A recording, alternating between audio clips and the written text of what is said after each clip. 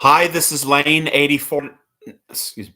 Hi, this is Lane 8492. This is my new true crime story video I'm doing today.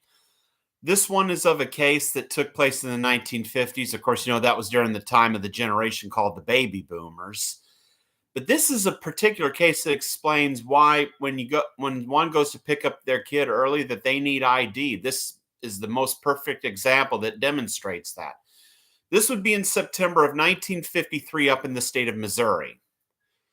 This was the case of in the abduction and murder of 6-year-old Robert Greenlease Jr. Of course, he was the son of a wealthy car salesman, Robert Greenlease Sr. Robert Greenlease Sr. and his wife, Virginia Greenlease, had adopted this kid, whom they named Robert Greenlease Jr., as I said. And being that they were wealthy, he went to a Catholic preschool. And apparently one day, two people posed as family friends who said that his parents sent him to pick him up, when that was all a lie. That wasn't the case.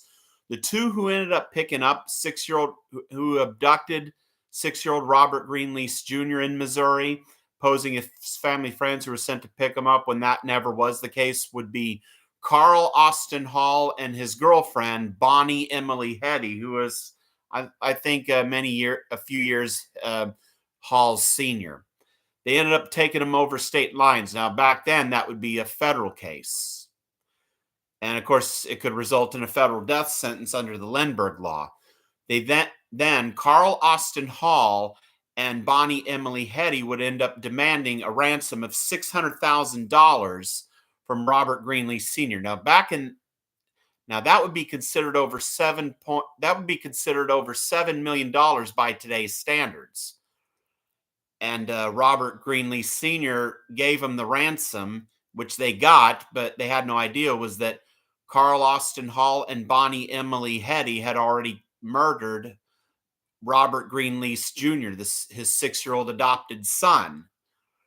And of course, they got the money, but then eventually Carl Austin Hall and Bonnie Emily Heady were eventually apprehended.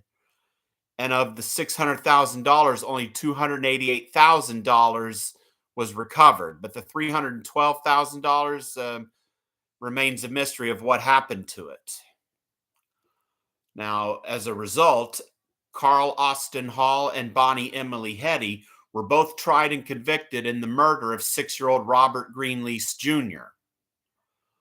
And they were both sentenced to death. Now, by today, you have a federal death row and a federal execution chamber, which is up at the federal penitentiary in Terre Haute, Indiana. But back then, that didn't exist. So Carl Austin Hall and Bonnie Emily Heady would be transported to death row at the old Missouri State Penitentiary in Jefferson City, Missouri. And of course, that prison closed down many years ago. And on December 18th, 1953, about a week before Christmas, Carl Austin Hall and Bonnie Emily Heady would die side by side simultaneously in the Missouri gas chamber.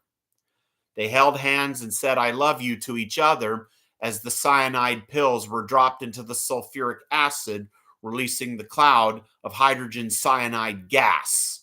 And from what I read, Carl Austin Hall was the first to give out from the cyanide gas.